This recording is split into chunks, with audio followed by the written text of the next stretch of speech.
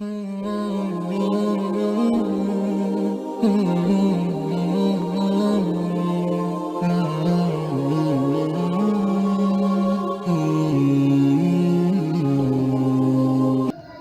گرامی، اللہ تعالیٰ نے نیکی کا حکم دیا ہے اور برائی سے روکا۔ اسلام نے بھی نیکی کی ترغیب دی اور بدی سے روکا ہے۔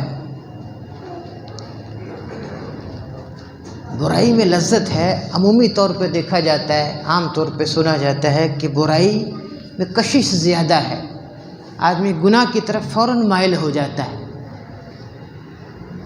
گناہ کی طرف انسان فوراً مائل ہو جاتا ہے، اور یہ خیال کیا جاتا ہے کہ گناہ میں لذت بہت ہے، شریعت پر عمل کرنا مشکل ہے، دینی تعلیمات پر عمل کرنا مشکل ہے۔ لیکن حقیقت اس کے برعکس ہے، نیکی میں بھی لذت ہے، گناہ میں بھی لذت ہے۔ نیکی میں گناہ سے کئی درجے زیادہ لذت ہے، بہت زیادہ لذت ہے۔ نیکی اور بدی کی لذت میں فرق ہے۔ نیکی کی جو لذت ہے وہ باطنی ہوتی ہے، جبکہ بدی کی لذت ظاہری ہوتی ہے، گناہ کی لذت ظاہری ہوتی ہے۔ جب تک کہ نیکی دل میں گھر نہ کر جائے، رسوخ نہ پکڑ جائے، نفوذ نہ کر جائے، دل میں داخل نہ ہو جائے، اس کی لذت فوراً نہیں ملتی۔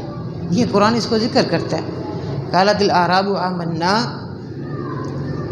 اعرابیوں نے، دیہاتی لوگوں نے کہا کہ ہم ایمان لائے۔ قل کہہ دیجئے لم تؤمنوا، تم ایمان نہیں لائے، ولکن قولوا، اور لیکن تم کہو اسلمنا، یہ ہم اسلام لائے، ولما يدخل الایمان فی قلوبکم، اور ابھی تک ایمان تمہارے دلوں میں نہیں داخل ہوا۔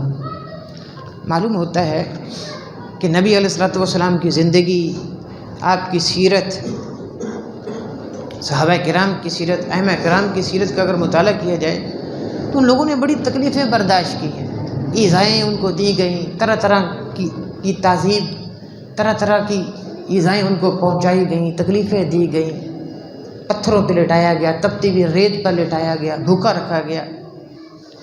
تو آخر وہ کون سی قوت تھی کہ جو ان کو یہ ہر طرح کی ایذائیں برداشت کرنے پر آمادہ کر رہی تھی؟ آخر وہ ایمان میں کون سی ایسی قوت ہے، کیسی وہ لذت ہے کہ جو اہل ایمان کو ہر طرح کی تکلیف برداشت کرنے کے لیے آمادہ کرتی ہے، مصائب کو جھیلنے کے لیے، مشاکل کو برداشت کرنے کے لیے اور ان کا سامنا کرنے کے لیے تیار کر دیتی۔ تو نیکی میں بدرجہ بہت زیادہ، کئی گنا زیادہ نیکی میں گناہ سے لذت ہے، بہت زیادہ لذت ہے۔